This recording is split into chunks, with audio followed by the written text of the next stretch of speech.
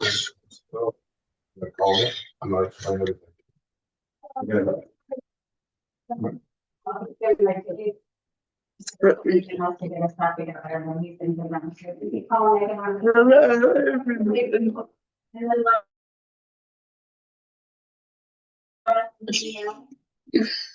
Welcome to day 2 of the SILC annual meeting. Sorry, we're having a little crisis here, so okay, sorry about that. Dawn, can you take her off, please? Sure thing. Julie Weissman-Steinbach, Yeah, Sabra McWhirter-Clark,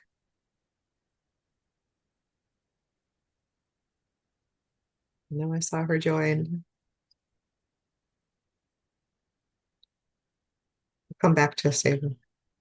Oh, there she is. Okay.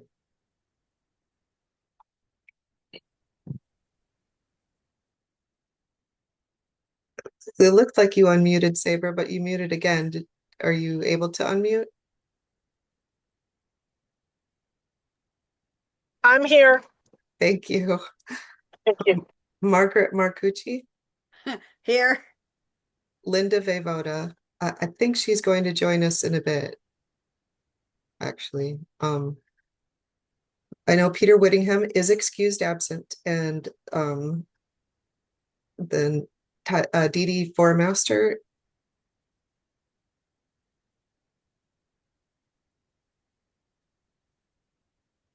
I'm here. Thank you. Lisa Bonney, Here. Obioma Officer, Here. Sheena Childers, Here. and Lori Lutu. Here. Great, we do have quorum. right.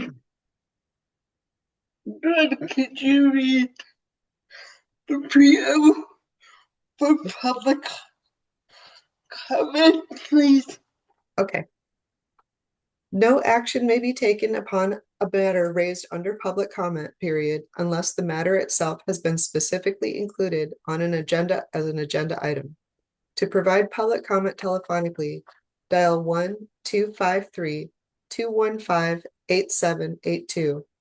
When prompted to provide the meeting ID, enter 929-904-1434 and passcode 707401. Comments will be allowed at the beginning and end of each day and will be limited to 3 minutes per person. Persons making comments will be asked to begin by stating their name for the record and to spell their last name and provide the secretary with written comments. Do we have any public comment?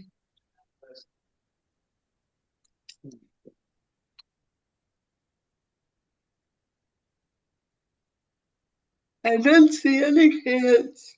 There Yeah. are a couple hands up.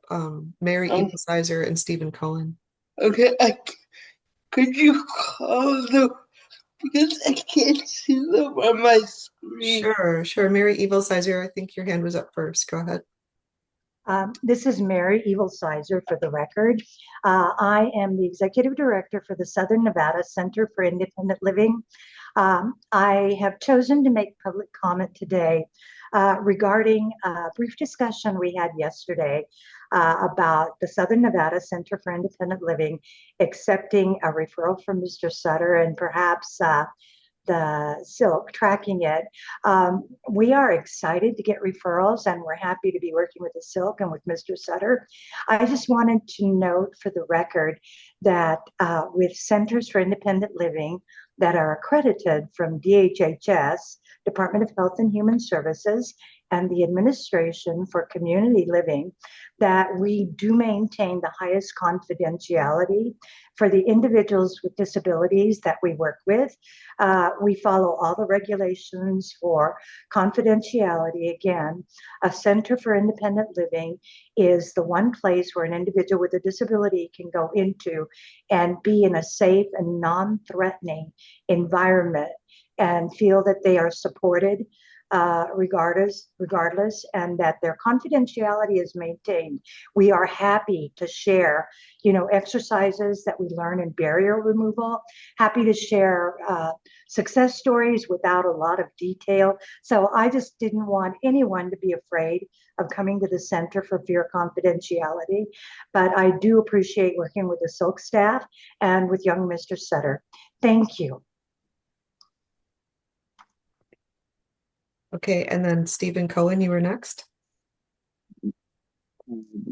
Just real quick, two things. Number one, wasn't sure if the whatchamacallit item was both days. I think, Dawn, you had said yes, but my application should be in the queue. If anybody doesn't know me, I'd be happy to address it either now or in the future.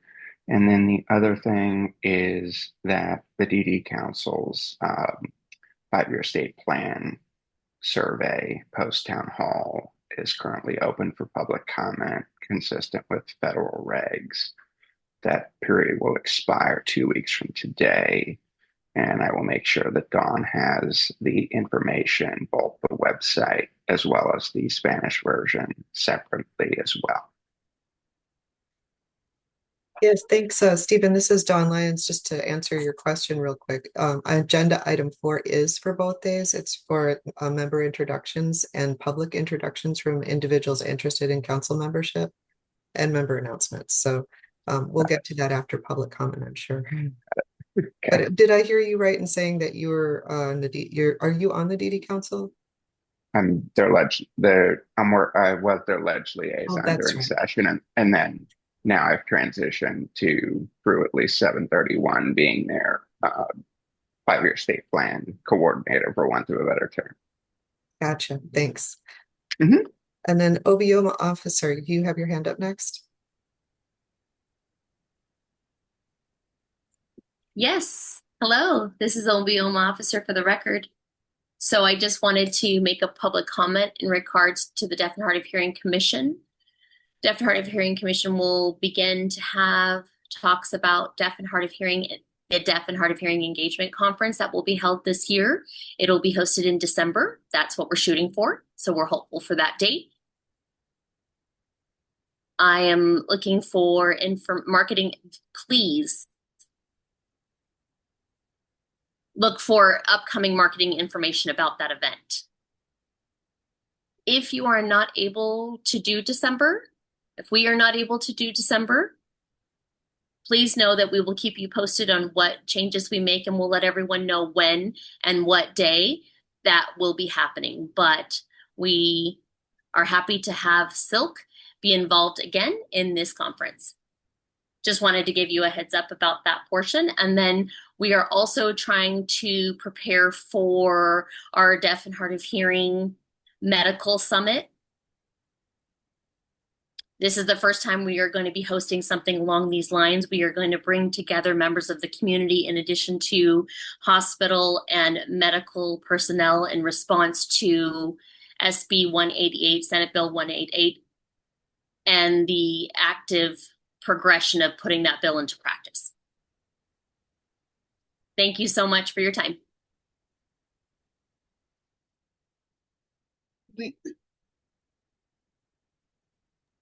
Okay, and I don't see any other hands up after that.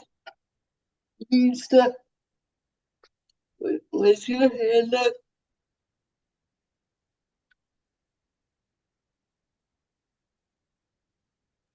No, I was just applauding that they're going to have the medical conference because it's so needed. Okay.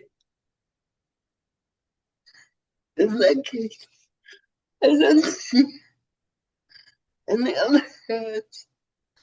So we're going to move on to introductions of people introduced to interested in SILC membership.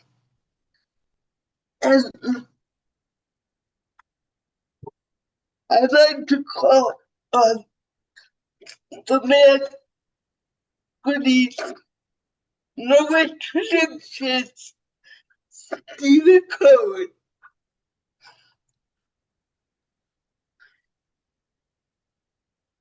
Yeah, I think she was saying she was calling on me. Is that correct?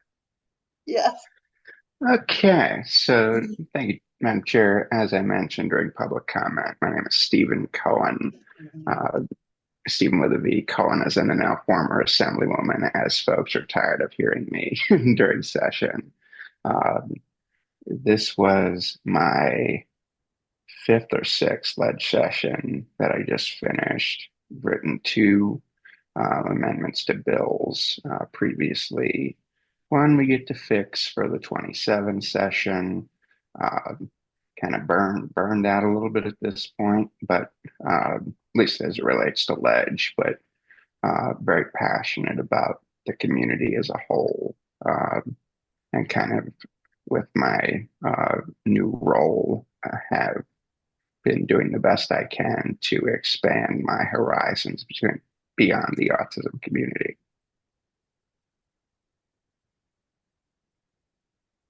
We're excited. Look forward to getting the documents. You should touch base with Dawn. Yeah, this is Dawn Lyons. I know Stephen has gotten a lot of stuff from me already, and I'll get with you, Stephen, so we can get this ball rolling, okay? My question was going to be if I'm already on the list or not, because I know the governor is slow.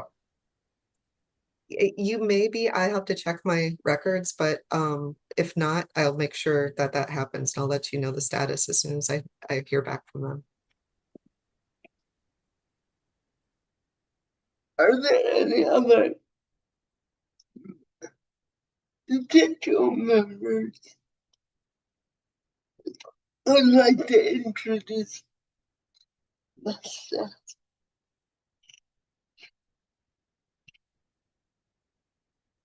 I don't see any hands. Do you do? I do not. Okay. It's John here. He is. I did see John Rosalind enter the room. Okay, cool. So we're going to start with item 5D, the report and discussion regarding the state assistive technology program. God, take it away.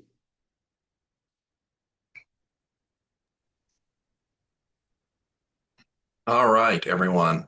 I will take it from here. Thank you, everybody. John Rosalind for the record. Bear with me just a second. I just came in from a different meeting.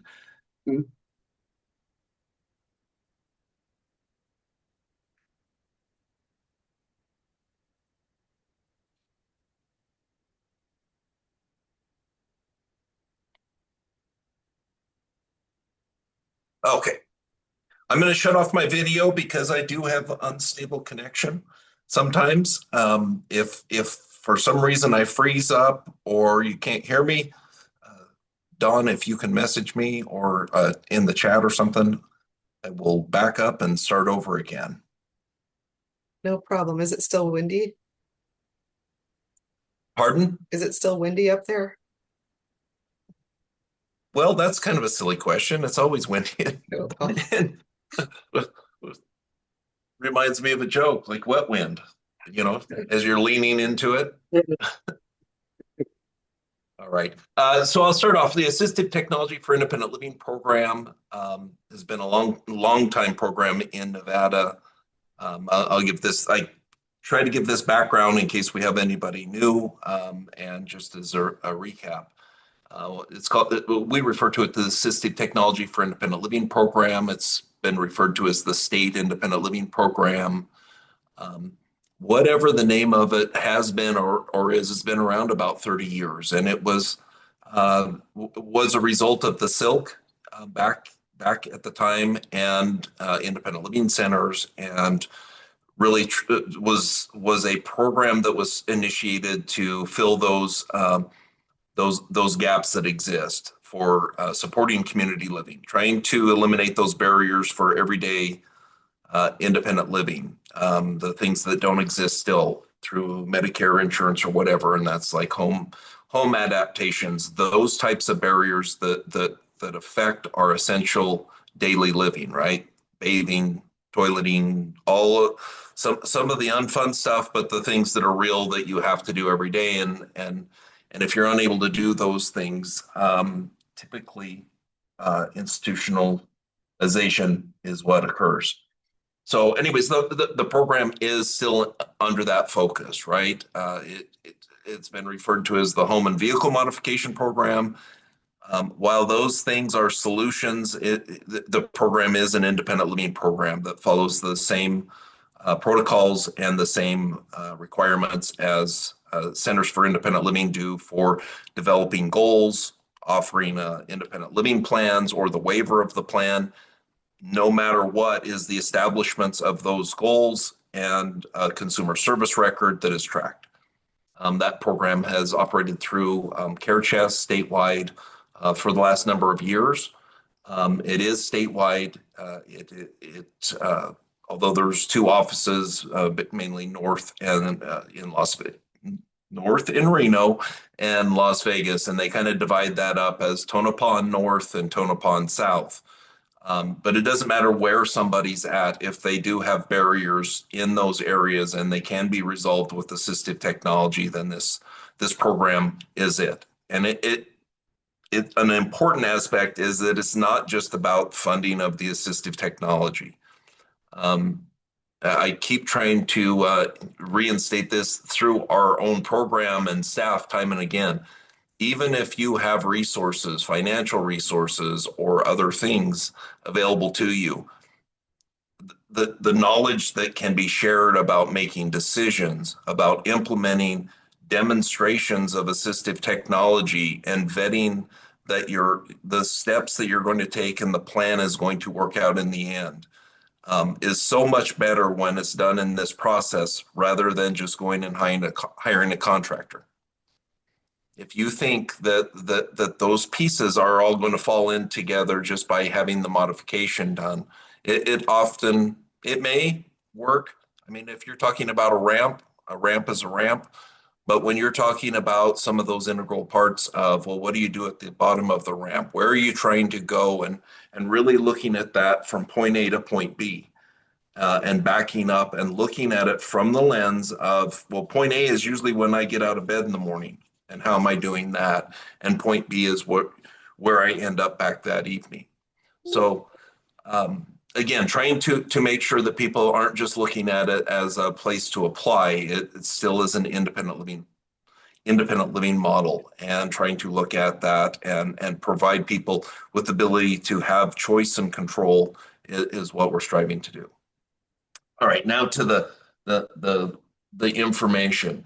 Over the last year, the program, I say we did receive some of the ARPA funding, a pretty significant boost to the program to eliminate the wait list, and that not only does it did eliminate the wait list, but it doesn't eliminate waiting time.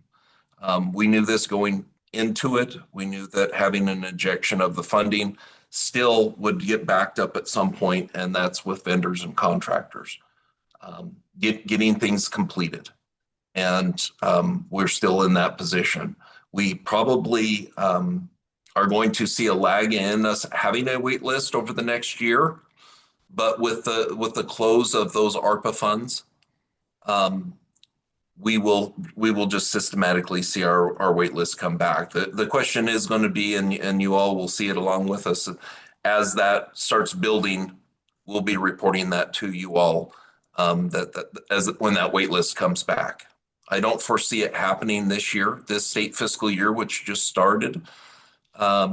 We received flat funding, so we received the 1.3 state general fund dollars to pay for these services. We still have our same Assistive Technology Act funding, as well as the funding that the SILC provides for operational. And we did get an extension for the ARPA funds through the month of December, although most of those funds are already obligated. It was a catch-22. We had more funding than we could get services done. And that really came down to that contractor piece of it. We have 53 different projects we're waiting to close. So 53 different projects that should close here in the next 30 to 45 days, hopefully. How's it affected our caseload? We've served about 20 more people as doing a direct comparison to last year. But I think that what we're going to see is that over the next 3 to 4 months, you're going to see a great number of cases close as those projects are completed. Bear with me a second here. While I'm looking for my next piece of information, is there any questions from anybody?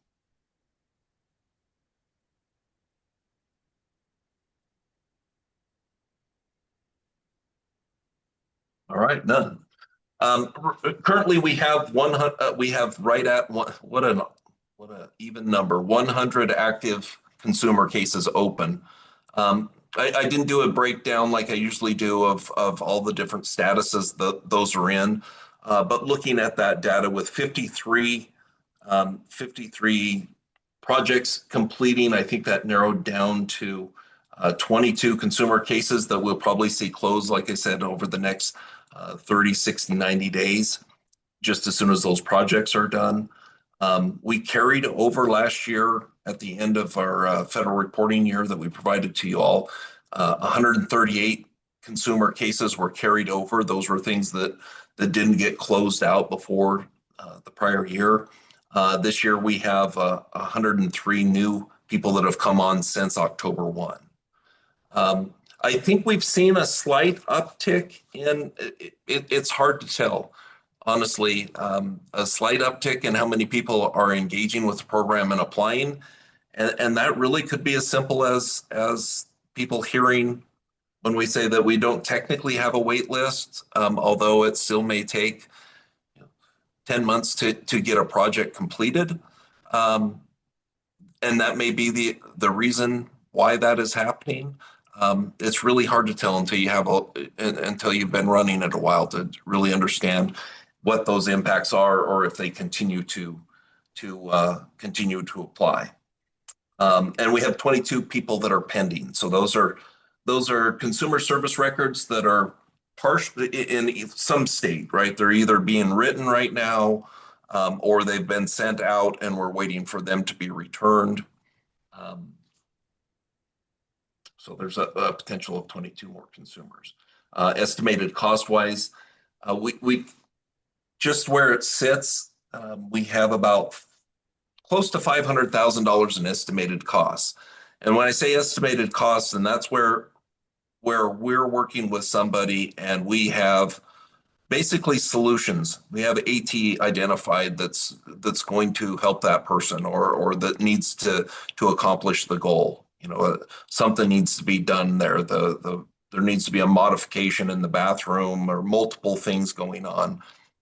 And then we estimate that cost while we're working on getting contractor quotes, et cetera. Once they're in that stage and we can apply a number to it, we know and track that amount. So we're looking forward to that, right? We know we're going to have another $500,000 that's going to hit us this state fiscal year as those quotes come in. The other piece is how many do we have sitting out there that we don't have quotes in for, or we don't have solutions in place, and that looks like there's about 43 different goals in that status, which is quite a bit. But again, you know, at this point of the year, when the state fiscal year comes to a close, we're usually about April to the end of this month and into August, really working to try to wrap those projects up. Because we have a limited amount of time to use those state dollars and get those funds spent in that state fiscal year. John? Yes. This is Dawn Lyons. I just have a quick question. Of those 43 goals that haven't been able to find a solution to, are all of them or any of them are putting people at risk for institutionalization specifically? I can tell you that right now because I've got the page open.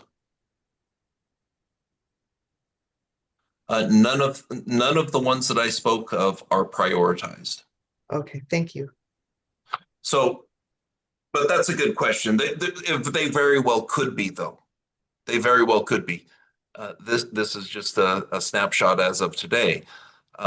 Some of these cases, they might have just returned their plan yesterday. So there isn't a solution in place, of course, unless it's one of those low-lying fruit things that's like we know there's no access into the home, so that's going to be a ramp or something. I think we have around 15 that are 15 cases. I say 15 cases. It's not 15 cases. We have 15 areas that are pending a purchase order. And those might be handled by next week. So it's a changing landscape. These numbers will change, and every time a solution is identified and confirmed with the consumer. So that's part of the time in there. You don't just assume that this is going to be the solution for a person. There is time to meet with the person, be in the home, make sure that all the things are aligned that are going to make that a success. Again, back to that, you can modify it and still not accomplish the goal. You can buy any piece of assistive technology and still have failure. So making sure that those pieces are done up front is probably why you'll always see in our caseload a number of cases that are going to be in that pending solution status. So I answered your question. I gave you a whole bunch more. I think Stephen has his hand up. I see him on the screen. Julie, is it okay if Stephen asks a question for John?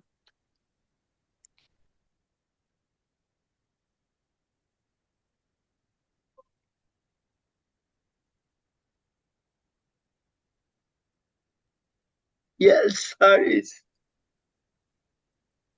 Sure. So real quick, the second piece of Dawn's question, and I believe there's an agenda item later for this, if I'm not mistaken. It's today, not yesterday. Has there been any consideration of how ABBA might impact the program? And the accessibility final rule that just was a question a couple of weeks ago. So this is Don Lyons, and I think if I'm correct, you're referring to OBBA, the abbreviation for the new federal budget bill that just went through. And it's not a specific question for the AT for IL program, so that's something that you could ask John. I don't know that he knows, but he can try and answer it, I guess.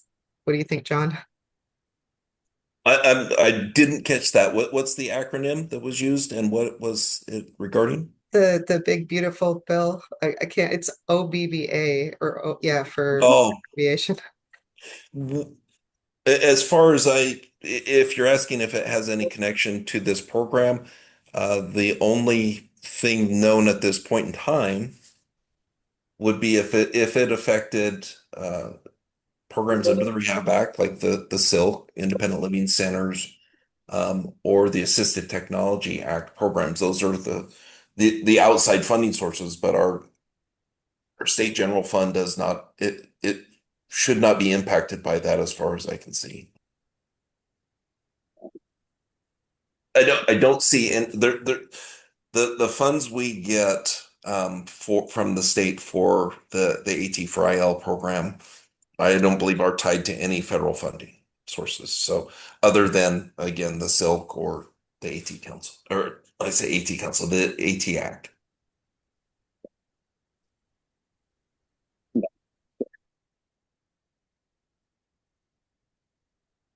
Other than that, unless there are questions, I it's just going to be interesting to see what happens as we transition out of the ARPA funds.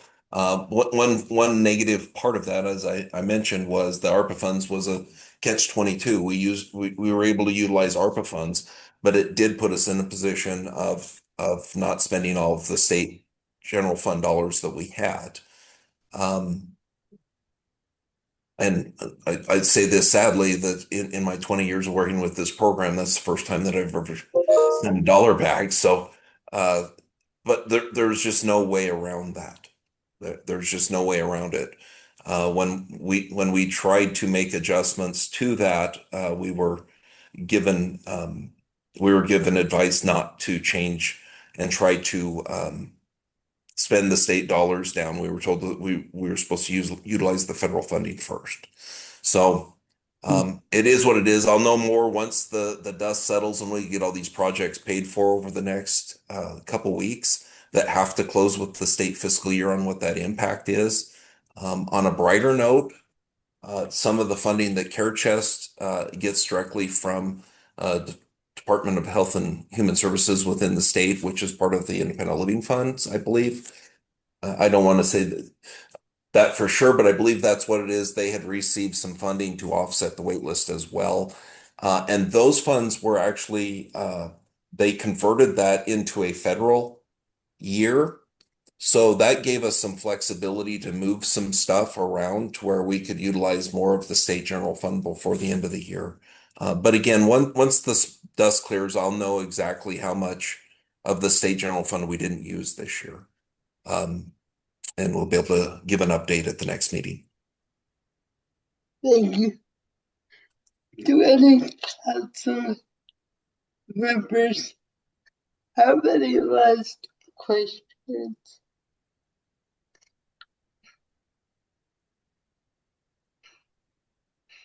I'm not seeing any hands, Steve.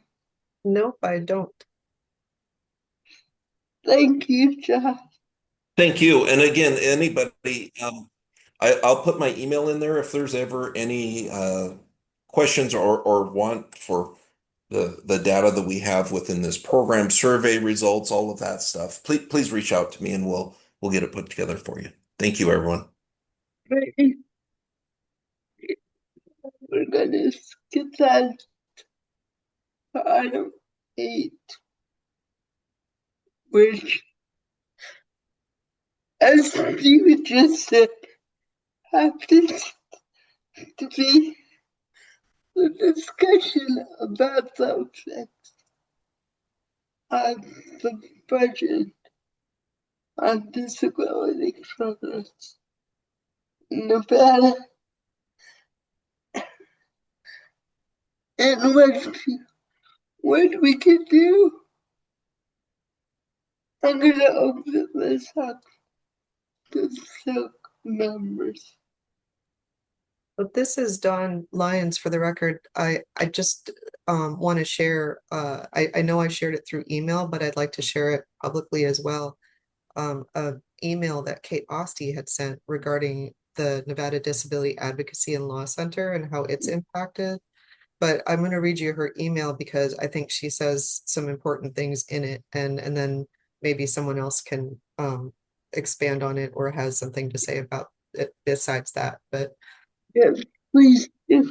She wrote, the One Big Beautiful Bill Act, or OBBA, passed and was signed into federal law by President Trump last week. From the start of the congressional budget reconciliation process that resulted in the passage, Governor Lombardo has been outspoken about the need to protect Medicaid for Nevadans who rely on the program for health coverage. Throughout the process, Nevada Medicaid and other agencies have been tracking progress on the bill to weigh the impacts on our state's general fund and Nevadans to ensure that our state can respond appropriately and see that critical services continue.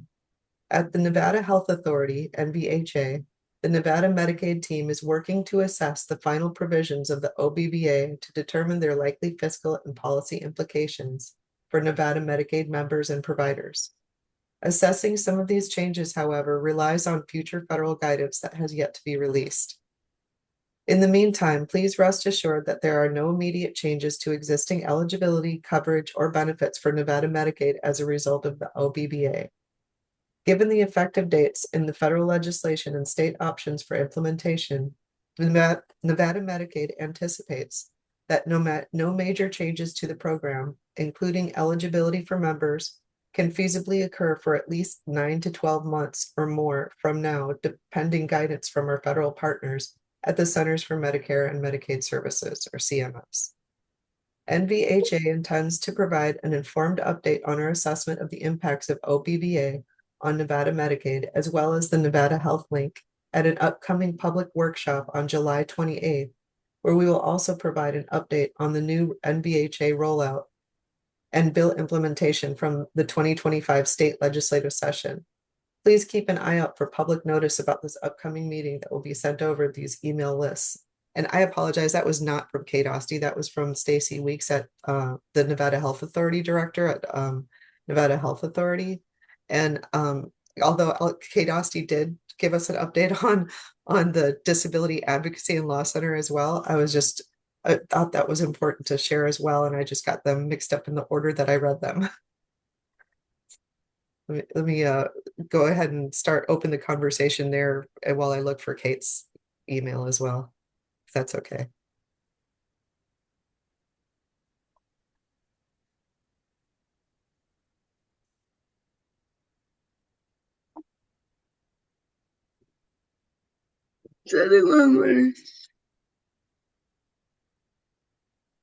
Okay, since no one has anything to say about that yet, I'll go ahead with Kate's information.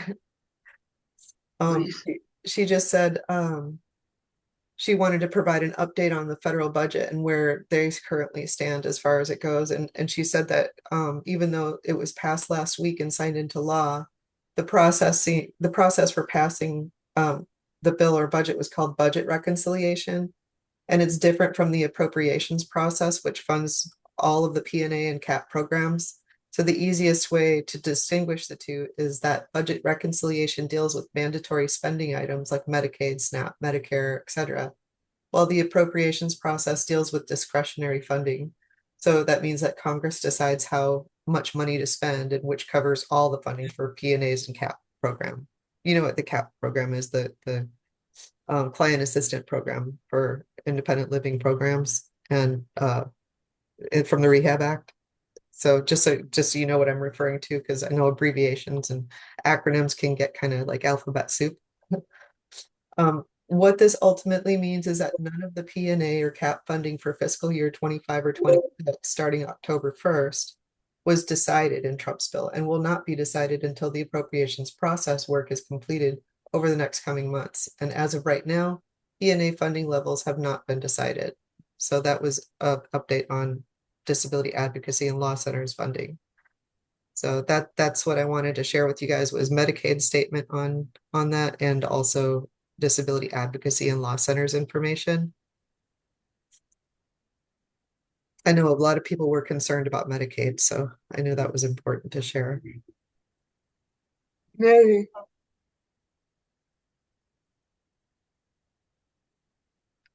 Thank you, Julie, and thanks for that update, Dawn.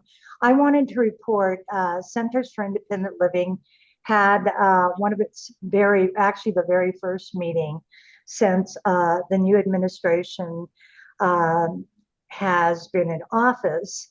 And overall, for fiscal year 25-26, the Centers for Independent Living that are DHHS, Department of Health and Human Services, Administration for Community Living, certified, their funds should be intact for that year. We should be getting notice of our awards before October 1st. Usually it's in July, August, or September. The one thing, the new administration did appoint a new delegate for representation over the Administration for Community Living. And the information shared by that individual was that they are still considering transitioning Centers for Independent Living under Children's Services. So we're all curious about that, to see what's going on with that. They've stated it, they put it in writing. Doesn't make sense to us but we're going to wait and see how everything rolls out. The National Council for Centers for Independent Living has been very active, along with all of the Centers for Independent Living in the United States, trying to assure that we are not pushed back from a lot of the progress that we have made. We are, taking into consideration everything that is happening, some of the inhumane efforts that are taking place that do involve some of our consumers that happen to be immigrants. So that's where we stand. Lisa, you might want to give more input on that if I missed anything. I know you were at the same meeting. Thank you. Nope, you covered everything that I heard as well, Mary. Thank you.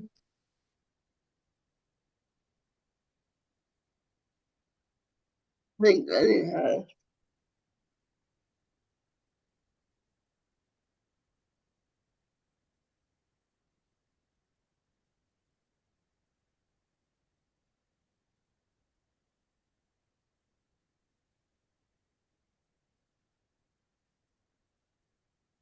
There are all these conversations. I keep thinking WWJD. What would Judy do? As in Judy Hewitt. We just have to stay united and strong.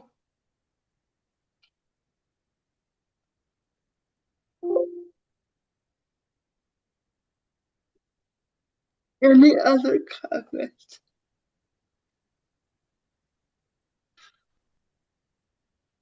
I think this is an agenda item that we're going to keep on the agenda going forward. Yeah, So that if there's anything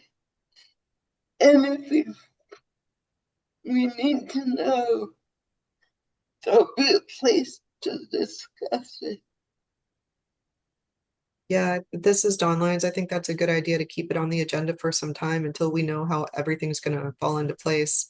And I think you meant to open this to the public as well, right? If anyone out Yes. there had any more. Okay, now that the committee spoke, are there any public comments? People from the side, are there any non-SILC members who would like to speak?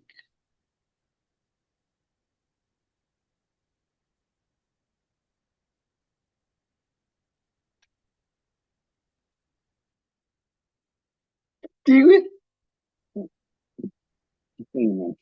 Is this the budget item, Don? It's kind of It is. So it's the agenda item was labeled it's number 8. It's discussion regarding the effects of the federal budget on disability programs in Nevada and what future actions the SILC may need to consider. And she's just opened it up to anyone in the public who wants to speak. So that's why she's calling on you. so yeah, as Stacy kind of said, I think that the 27 session is going to be, as I mentioned to you in the chat, a blow up session. Essentially, they're going to have to find backfills for the programs that we care about. Backfills being funding that typically comes from the feds.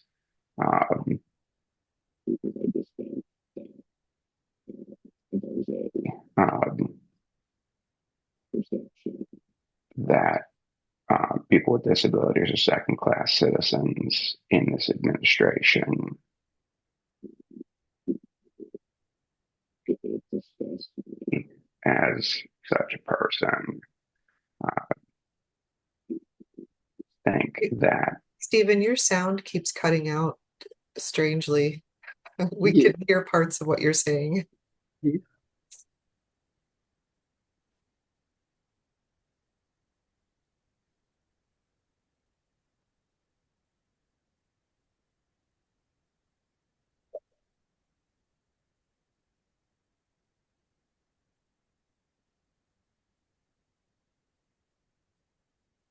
Did you have more to say? I'm sorry.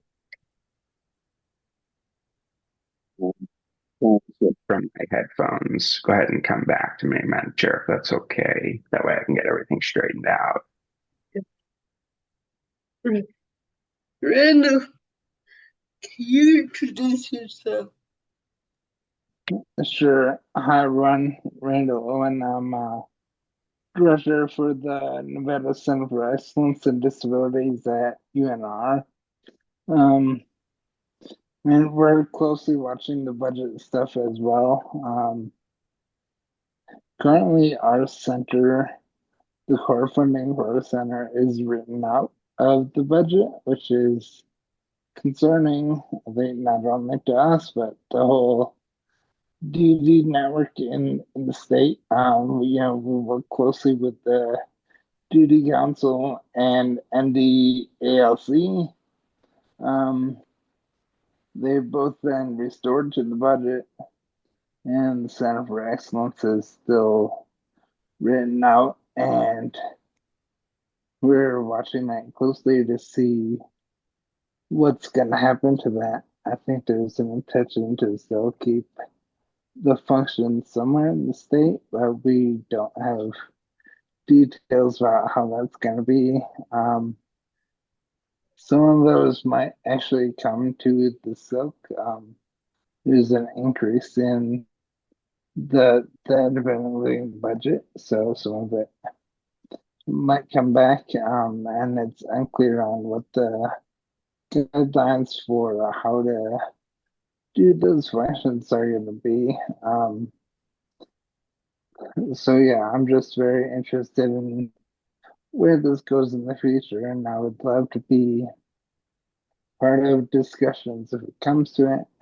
But for now, we are constantly trying to engage our representatives and talk to them about the importance of maintaining the whole DD Act, which is including centers for excellence right now.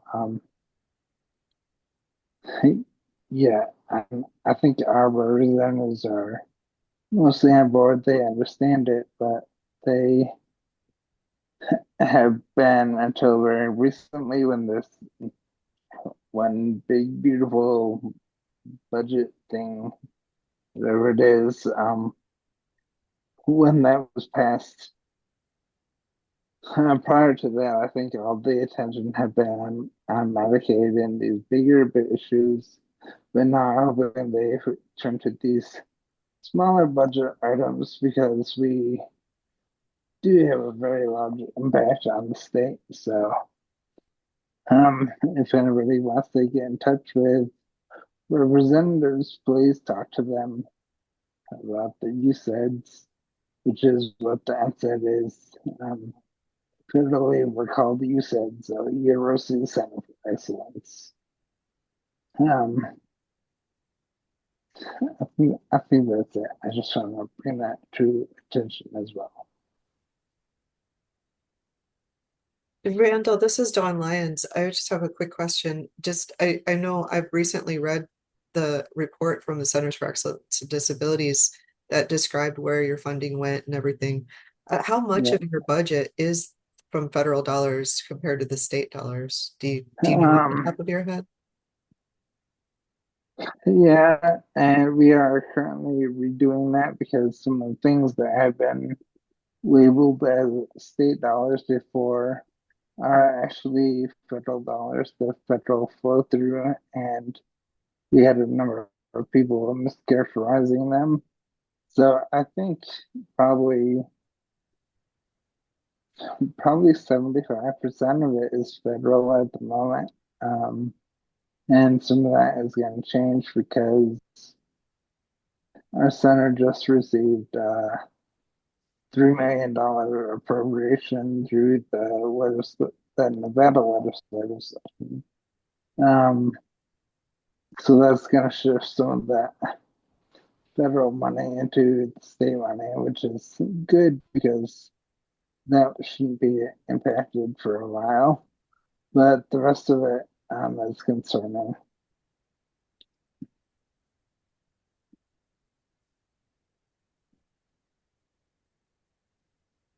Thank you. Mary, you had your hand up for a minute. Did you still, or did I ask the same question or I something? was just gonna say the same thing. Don, you asked the same question, but I also wanted to share, Julie, and first of all, I beg for your apology. I had read that you were going to open this up to the public, and I assumed it was open to the public, so I may have misspoken before. Please accept my apologies, and if I may speak now. Yeah, whenever. All right. Thank you. For the record, this is Mary Evilsizer, the executive of the Southern Nevada Center for Independent Living. Randall, Centers for Independent Living have been quite aware of what is happening to programs such as yours. And I'd like to share, and you probably know, but we have included your program, and then we worked also on the Nevada Disability and Advocacy Law Centers and some of the other programs that were scheduled for a shutdown. And we, in our opinion, we're not done yet. We're hoping for a reversal of some of these initial budget cuts that they've made. So we're not giving up the input at this point. So anyway, just hang in there. And that was my question as well, Dawn. How what is the budget, and is there any way that maybe we could work with the state to perhaps salvage until we get this cleared up federally? Thank you. Randall, did you want to answer? And then Yeah, so Steven. Randall Owen, for the record, I just want to say I appreciate that, and I'm aware that you have been very supportive, and your national organization has also been very supportive at the federal level. I just think the next thing we need to do is keep raising awareness that this is out there, because there are so many bigger things that impact, the disability community out there. I don't want to. It seems like a small thing with our centers and some of the other programs in the same bucket. Seems like small potatoes at the moment with everything going on, but I don't want to lose sight of it. Okay. Steven, do you want to try again? Thank you, Chuck. Is that connection a little bit better? Much better. Thank you. So, what I was trying to communicate before is kind of similar to what Randall was going, but the other piece that I want to bring up is kind of along the same lines as Mary. I think that our 27 strategy is going to need to be matter in the first place, and then we can worry about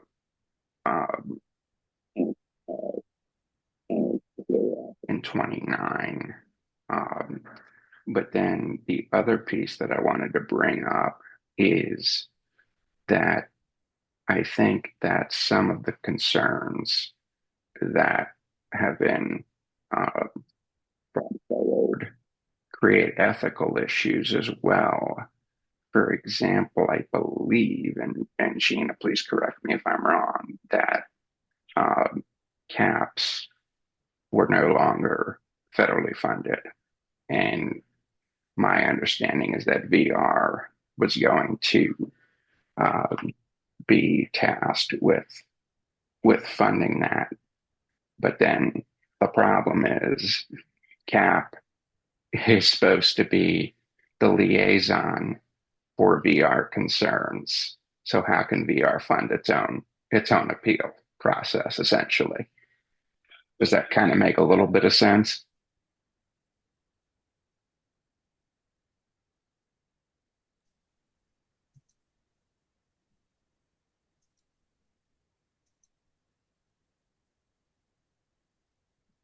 What is CAP? Plan assistance program. Sorry.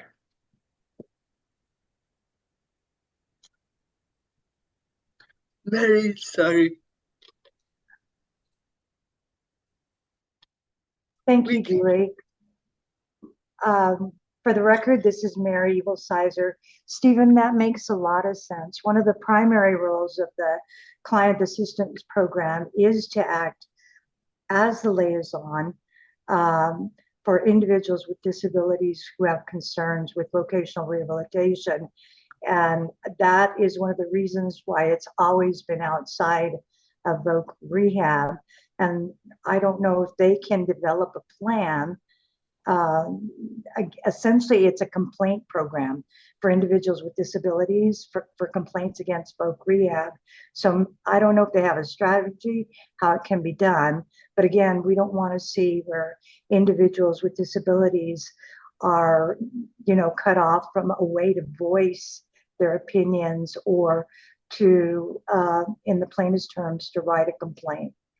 But I think you're spot on with that statement. It doesn't make sense.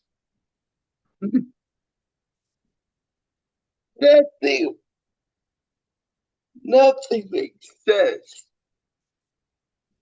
Julie Westwood for the record. Drive. Hello. This was one that's open for everybody, right? Yes. Okay. So has there been anything, I wasn't sure if I understood this. Has there been anything that said the client assistance program will not be funded? Was it written out or is it to be determined? And then the other part, the other question I had, if anybody knows, I believe we still provide CAP information to anybody we serve through the AT for Independent Living program because Centers for Independent Living or any independent living service was under there. So we provide that as our rights and remedies to the consumer if they have an issue with anything we do. And unless that has changed, so if anybody has those answers, I'd be appreciative. I haven't talked to Kate on the issue myself. I was just kind of waiting for some of the dust to settle, but if anybody here knows, I'd appreciate it. Thank you.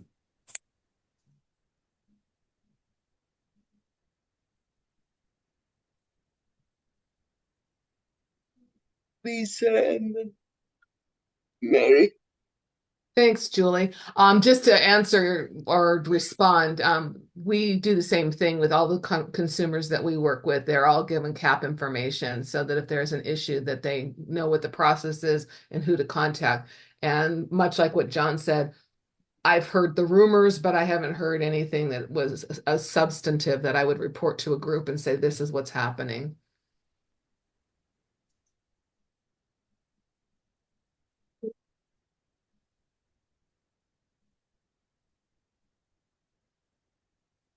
Mary. Yes, for the record, this is Mary Evil Sizer.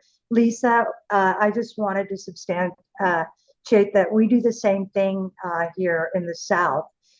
Part of our intake process includes sharing the CAP information, and the client assistance program, like John said, they've always been charged. If a consumer had a concern or a complaint with a center, then that would also, that has not changed, John.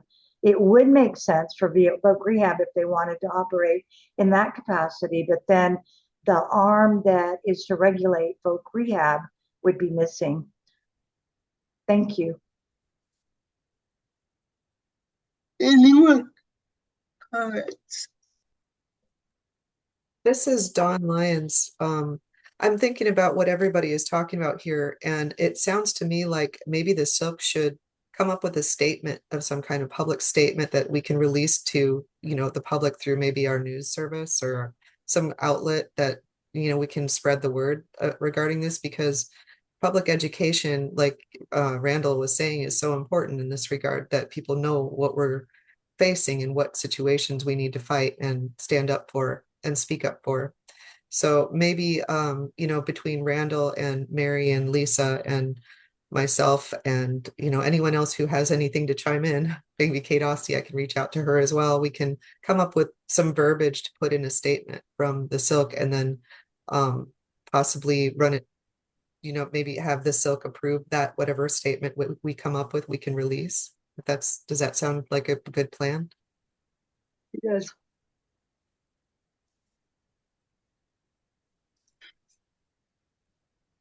Any other comment?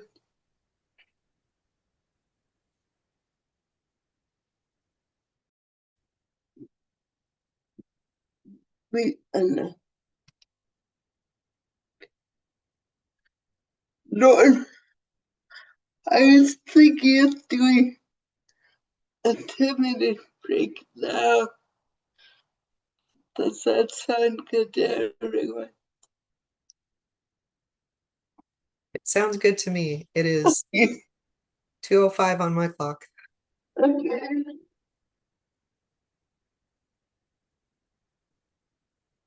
Be back here at 2:15 on the dot. Thank you. Welcome back, everyone. We're now on item number 9. Discussion regarding spill amendments to consider our next fiscal year. I'm going to turn this over to Dawn. Thank you, Julie. This is Dawn Lyons. I'm sorry for interrupting you. I thought you were done earlier. Yeah, so this isn't an action item today because we can't really make any changes yet. I just wanted to have a little bit of a discussion about it because as you may be aware, or maybe not, our request for staffing increases was not approved in this legislative session. And so because of that, and because the way we had to write that into our spill as if we already had those positions in place, we're going to have to make a spill amendment. I know Aging and Disability Services Fiscal is currently working hard to get all that information together for all of the budget accounts that were approved for budget authority so that we can go ahead and move forward. But until I have those numbers, I couldn't really begin the process. But since it's going to be more than a 10% difference in our budget, it's going to be more than a technical amendment. It's going to have to be a full spill amendment. So we're going to have to go through the entire process again. And I thought it might be a good idea to consider taking a look again at our state plan and looking at our objectives and just thinking again about how we would like to tweak it or improve it, or if there are any recommendations that we have that we know now better than we did when we created our spill that we could, just maybe change goals or change, not necessarily our main goals, but our indicators and our action steps so that they're more effective. And then also I wanted to, not just encourage you to reread our state plan for independent living that was approved by ACL, but also to think about, who wants to be on this next spill work group, because we're going to have a work group again, I believe, in order to accomplish these changes, since they are major changes to our state plan.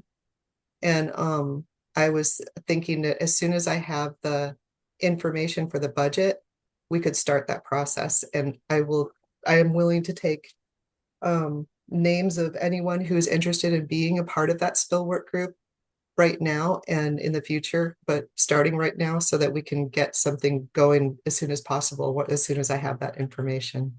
Lisa.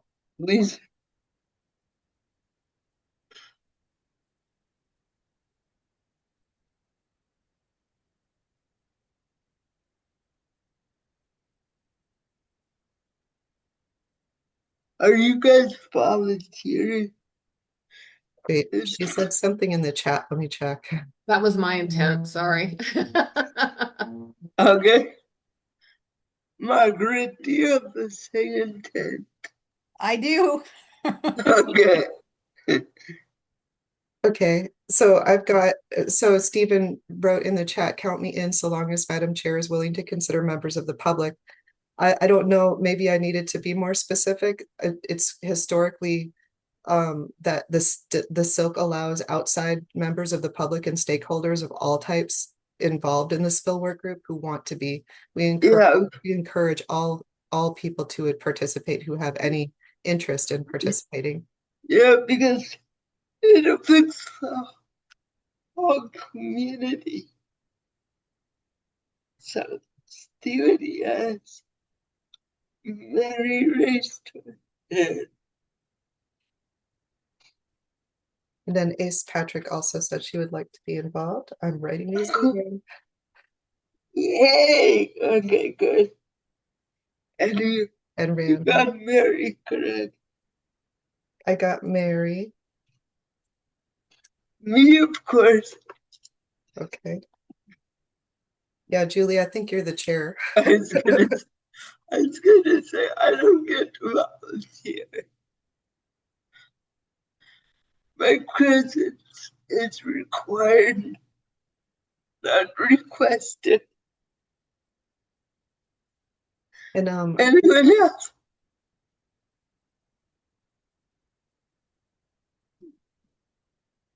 Laura, I know I don't want to put you on the spot, Lori, but it would be great to have someone from Aging and Disability Services to participate and provide some input as well.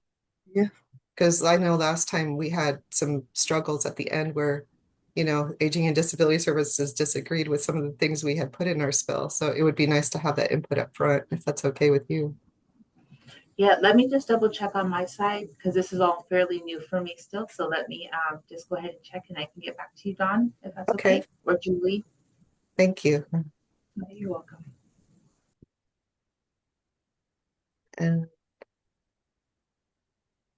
then if there's anybody who has any ideas that just off the top of your head right now that we can start off talking about at our first spill work group meeting regarding changes other than the staffing budget, that would be, great to get a list of things started already if you have any ideas.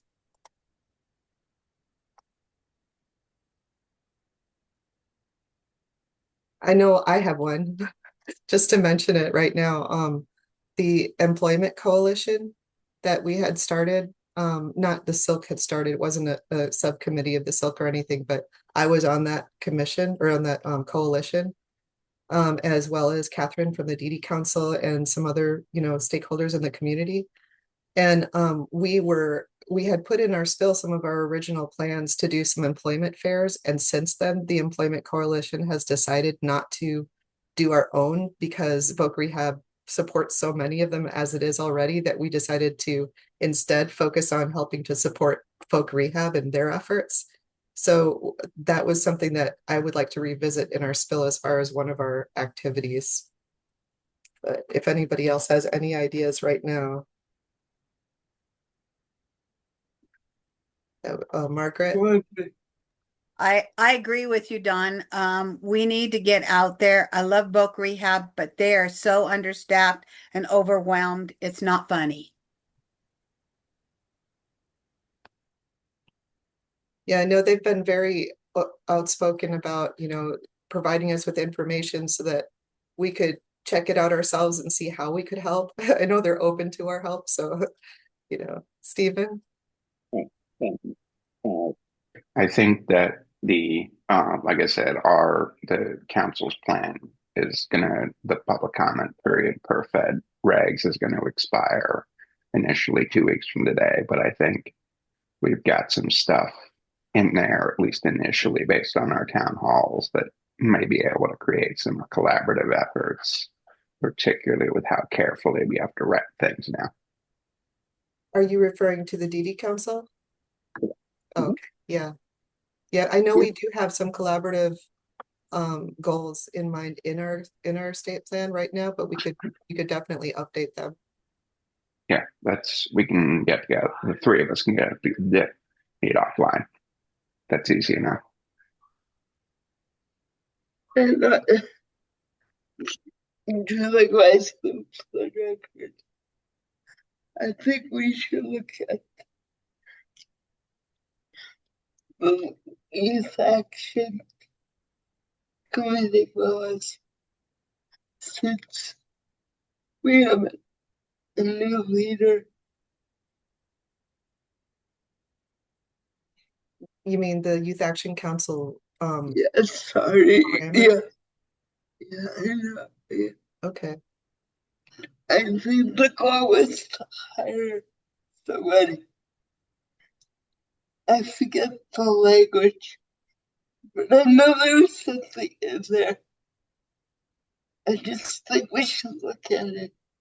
I have another suggestion too, is that we also look at our current staffing allowances, that even though, because I know we need to talk with Aging and Disability Services a little bit more, because they had originally given us a full-time administrative assistant to work with us, and then as soon as we lost that one person that was doing that, then it went back down to 25% of that time.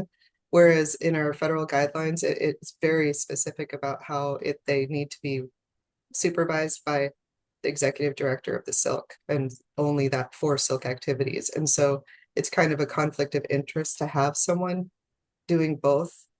And I don't know if we want to continue with restaffing that position or how we want to look at that, but it's something that we probably should discuss. Definitely, but not today.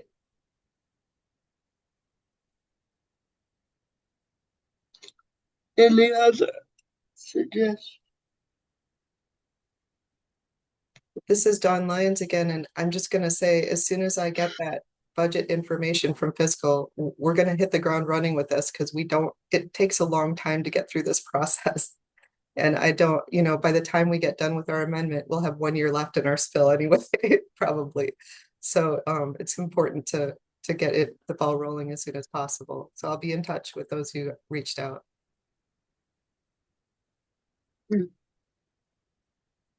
And thank you, everyone who volunteered.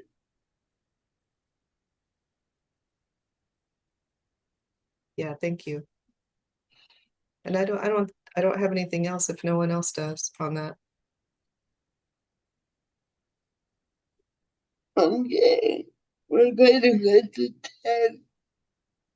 And we're still going to be talking about the sphere. We're going to go over the progress of the action items. So I'm going to turn it over to Dawn again. Oh, I just got a chat that Linda Voivoda is here with us now. Hi, Linda. Okay, so this is Dawn Lyons for the record. The objectives that we went over at our last meeting we haven't really had anything new come up, so I'm not going to go into too much detail or go through the whole list of them again necessarily right now. I do want to say that until we have a new spill amendment, we still have to follow the approved spill and still evaluate it as it's written and approved. So we're going to continue with our progress and what we planned on doing as far as, getting a subcommittee together for the medical education with Aging and Disability Services regional representatives in August. And I'll be sending out information to Lori about that soon. And then and all the rest of the volunteers that wanted to be a part of that. So we're still going to work on that. I actually don't think that's going to be removed from our state plan anyway, but we'll continue as if like we're supposed to. And really with the spill amendment, and some of these other things that aren't due until like the second or third year of our state plan progress. That's really the biggest thing on our timeline right now. But it looks like if anyone has, if you look at the objective list and the dates the timeline that we have. If anyone can see anything else that's in there that they want to mention that they think is important that we address today, that wasn't maybe addressed last time. I'm open. Julie's timeline for the record. I'm concerned about agencies police service progress regarding the Homestead Act or Homestead Plan. I was on that committee and we were clear that we didn't want this just to be a piece of paper that got stuck on the shelf. We wanted to see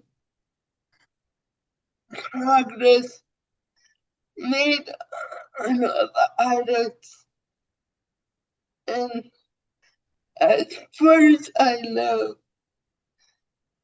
we haven't seen any reports about where we stood on each call.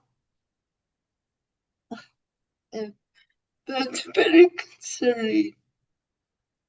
I don't mean to put you on the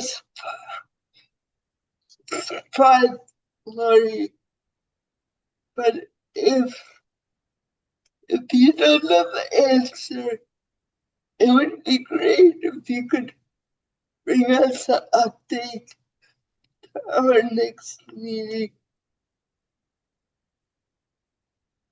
Do you catch that, Lori? No, I'm sorry. I know that there was a report from ADSC that you were seeking, so I'm sorry if you could clarify. So also Linda said in the chat, because she's not able to speak, she doesn't have a microphone. She said, where are we supposed to receive reports from? And in the Olmsted report from Aging and Disability Services, it says that the CSPD is supposed to provide that, or the Aging and Disability Services is supposed to provide that report to the CSPD, or the Commission on Services for Persons with Disabilities, every quarter. But I'm not even sure that the CSPD has met recently, because I think they haven't had quorum the last couple times, if I recall right. So I'm not sure if that report was available or if it was on their agenda. Do you know at all, Lori? I'm sorry to put you on the spot. We're just curious. No, that's okay. I don't know offhand. I would have to do a little bit of research. So I apologize. I don't have an answer right now. Okay, would you mind looking into that to see if you could bring us maybe a copy of that report if there is one, or just a status on it next time? Yes, you bet. Thanks. I'd like to add that as an agenda item, please.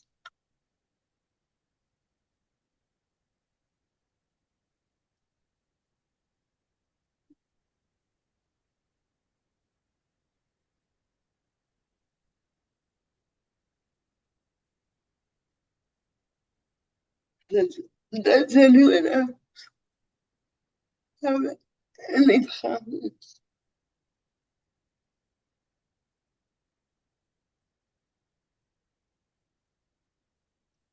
Let me see.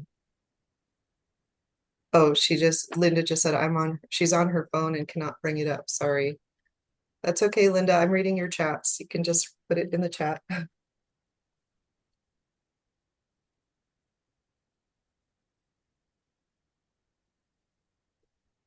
I guess that was it. It is.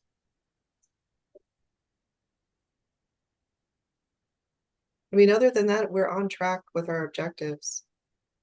So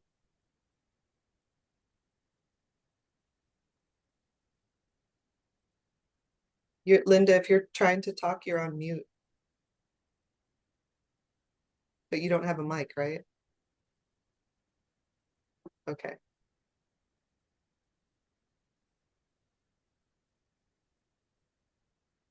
Oh, that's okay. That's okay. At least you're here.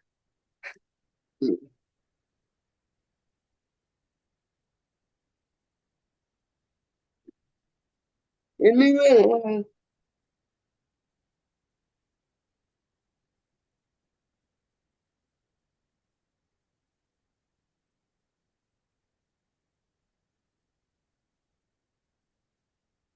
I think are we done with that agenda item then? I think that I was just checking the chat.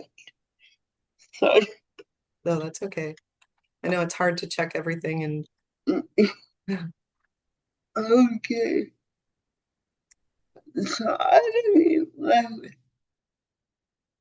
discussion and review and make recommendations regarding fiscal year 25 budget, contract staffing needs, and future conferences.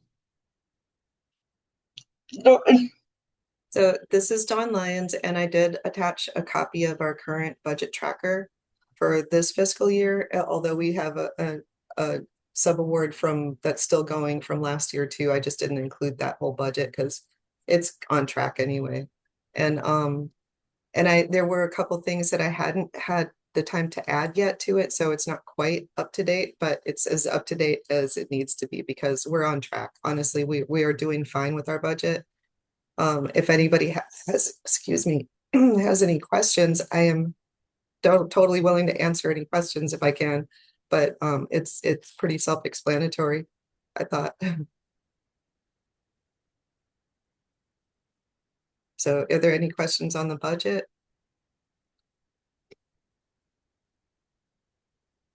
Okay. Don't see any hands. Do you? I don't see anyone either. So I'm just going to go into the conferences, upcoming conferences. Sorry, I started to lose my voice. We already talked a little bit about who wants to go to the next conferences and what ones are upcoming, but one that we didn't cover was one that Obioma just brought up today. And I did attend as a vendor the last conference that the Deaf Commission held. And it was a wonderful conference, and I would love to see someone else come with me this time in December. If anyone's willing, please reach out to me. I would, it's a great experience, and it's really great networking opportunity for the disability community to get together and collaborate. So please reach out to me. Where is it again? Obioma, is it at the same place as before? No, we don't have a location this year for the conference yet. We are looking for a venue to partner with to host, or maybe even partner with other organizations to get sponsors to find a place to host it. But we will let you know as soon as possible when we have a full plan in place for it. It's possible. It will be scaled this year with all of the federal changes that are currently being made and the funding and the access to money, the concerns that have been brought up. However, we have found that it is very imperative that we continue to host this event and we have discussions so that we have the bigger picture discussion of where we can go from here, especially right now with what is happening in our communities. We want to support each other the best way we can and show up.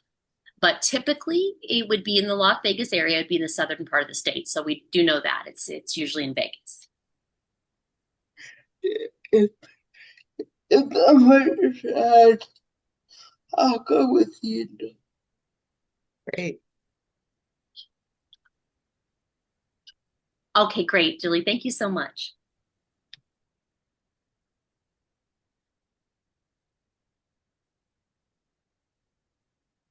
And as far as the budget goes for the upcoming conferences, we are, like I said, we are doing fine. We're right on track, and we planned pretty well this time.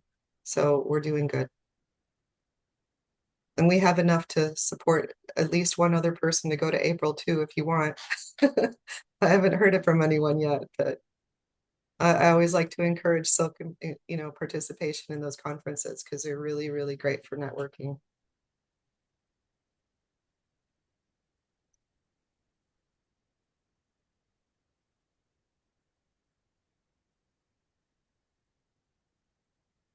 Something I just realized, I just thought of it off the top of my head. I haven't heard anything about yet is the Silver State Self-Advocacy Conference that the DD Council puts on every August usually. And they usually alternate locations. So I thought it was going to be in Las Vegas this year, but I haven't heard anything about it yet. And that would be awfully soon for it to just be next month. Yes, Linda, Silk will pay for someone to go, but I can talk with you offline about that if you want. Silk can pay for members, all Silk members, to attend conferences, but it's usually done on a reimbursement basis. There are some exceptions to that, but you can talk with me about it if you're interested, and I can let you know what those are.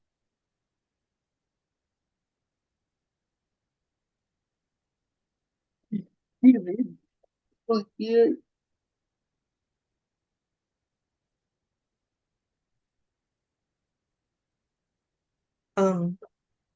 If, if anybody would know about that conference, it would be Steven.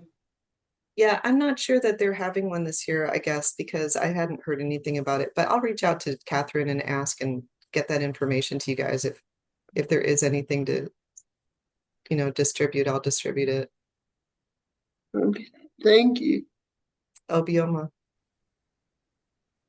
Yes, this is Obioma Officer for the record. So I just asked the same thing, and it seems that they are waiting for the budget determinations to be approved, and then they know that for sure 2026 they will have one. That makes sense. Thank Yeah, you. but again, they don't know about this year. It's not confirmed. Yes, but again, I did recently ask the same question. Yeah, thanks, Obioma. That does make perfect sense. So I appreciate that. Yes, thank you.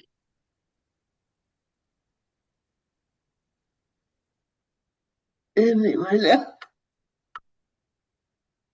Anything else? So I just want to mention one thing, Julie. This is Dawn Lyons. Yes. I got a message in the chat from someone from the public. It's Stephanie Crown from Nevada PEP, but she's referring back to the budget agenda item that we had already closed out. But I wonder if it's okay to open it back up again after this one to just read what her comment is and her question. Should we do that, or should we do it during public comment? The only reason why I was thinking it would be better to open up the agenda item again one more time is because if someone had a discussion about her question or wanted to discuss a little more, but that's up to you. Yeah, that makes sense. Yes, let's do that. Okay, so I think we can close this agenda item and move on to that then. Okay, let's reopen the discussion about the budget. Dawn, would you like to read the chat? Sure. So this is Dawn Lyons, and it's agenda item number 8, the discussion regarding the effects of the federal budget on disability programs in Nevada and what future actions the SILC may need to consider. And Stephanie Crown from the public, did you want to read yours, or you can just speak if you want? Sure, thank you. I'm looking for kind of the executive summary, and I just want to make sure I didn't mishear. So I was hoping to clarify, did the CAPS, if there's more than one, NDALC and NCED lose all their federal funding from the OBBB? So I think, correct me if I'm wrong, anyone chime in here, but this is Dawn Lyons. from what I understood, we don't know. We don't know what's happening with the cap funding or where it's going. I don't think it's being eliminated. We're not sure if it's being moved. Yeah, I think Stephen said the concern was that they were gonna put it under vote rehab, which would be a huge conflict of interest. And it looks like Randall has his hand up. Yeah, Randall. Hi, Randall Owen for the record. So my understanding is that this bill did not it doesn't change allocations directly. We're kind of waiting for the federal budget to get debated, which the Congress is talking about doing them at the end of the month and maybe the 1st of August. They really don't want to do another continuing resolution, so they really want to get this done well before. But the way I understand it is that the actual budget process is the only way things can be defunded or not funded.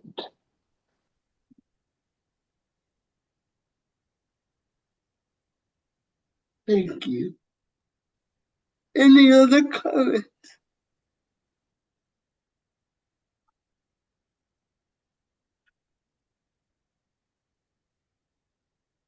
I'm not seeing any hands. Are you? I don't see any either, Julie. Okay, I'm gonna close that item and go to item 11.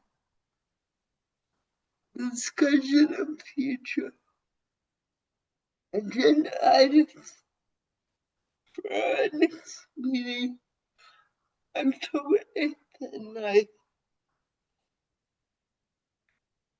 This is Dawn Lyons, Julie, if I may. Yeah. I'm sorry, I totally forgot to mention in that last agenda item before closing it out. It does say council staffing needs and Oh yeah, sorry. I didn't remember to address that, but I did mention it in discussing the spill work group and how we would put it in our new state plan about our staffing needs. So I thought regarding that, if there was any ideas now that people wanted to talk about, we could, but I figured that would be a good place to talk about it is when we start planning for our amendment.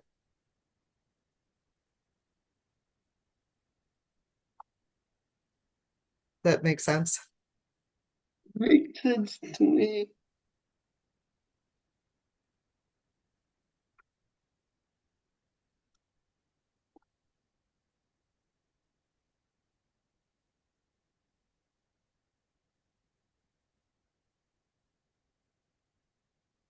Any other comments?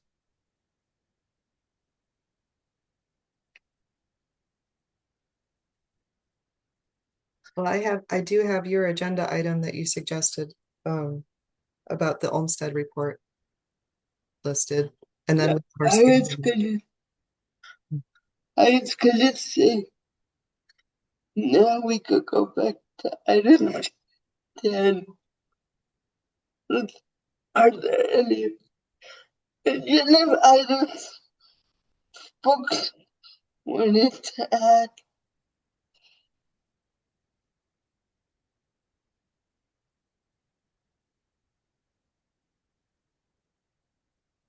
I did direct you to. I think of the only one that I can think of, Julie, is maybe just a report on the progress that the subcommittee for medical education has made. Yeah. Makes sense. And I was thinking last night, I'm gonna ask Dawn to send an email to SILC members asking if there's any presentations you would like to see during the next year. Let's get a list early so that we can reach out to people and schedule appropriately. Yeah, this is Dawn Lyons. I agree, Julie. There are a lot of things that I think a lot of members would like more specific training on, if nothing else. And if we can reach out and get someone to help us with that training at our SILC meetings, that would be ideal so that everybody can learn from it. So if anyone has any ideas, I'll put my email in the chat. You guys know who I am. You know how to reach out to me. I'll put it in the chat anyway. And just reach out to me if you think of any ideas. Thanks, Julie. And we'll send out an email to remind folks. Say that again, Julie. We'll send out an email to remind folks to think about what kind of trainings they would like during the next year. Because I thought yesterday was great, and I'd like to see more of that kind of stuff. Time permitting. Yeah, definitely.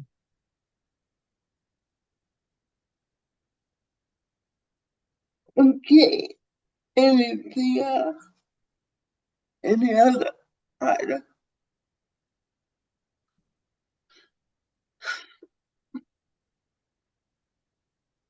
I don't see any hands. Neither do I. Okay.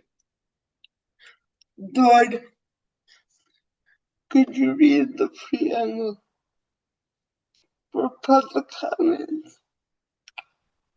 Okay. No action may be taken upon a matter raised under public comment period unless the matter itself has been specifically included on an agenda as an action item. To provide public comment telephonically, dial 1-253-215-8782. When prompted to provide the meeting ID, enter 929-904-1434 and passcode 707401. Comments will be allowed at the beginning and end of each day and will be limited to 3 minutes per person. Persons making comments will be asked to begin by stating their name for the record and to spell their last name and provide the secretary with written comments.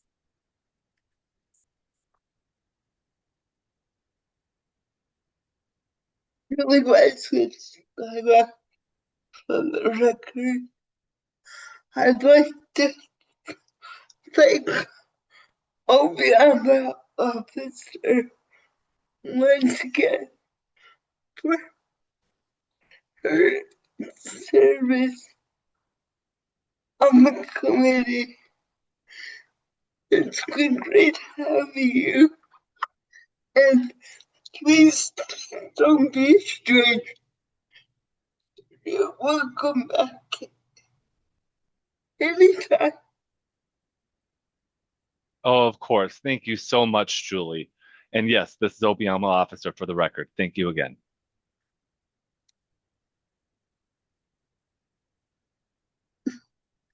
Any other comments?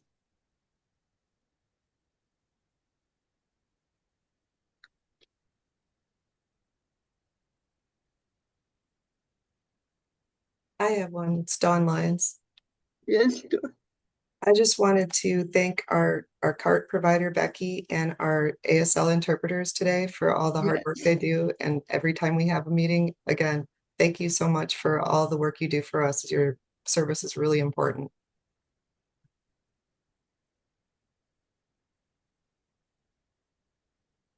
Lisa.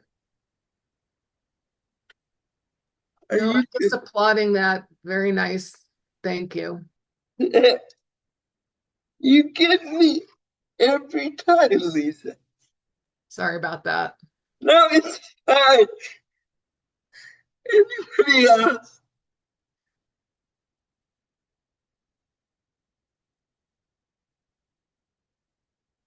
I don't see any. Don't see any more hands either. I'd like to thank everybody for a great 2 days. And I hope you have a great rest of the summer.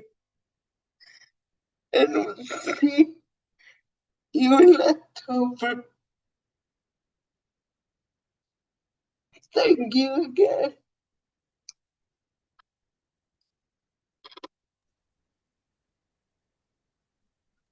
So are you going to call the adjournment of the meeting, Julie? Sorry.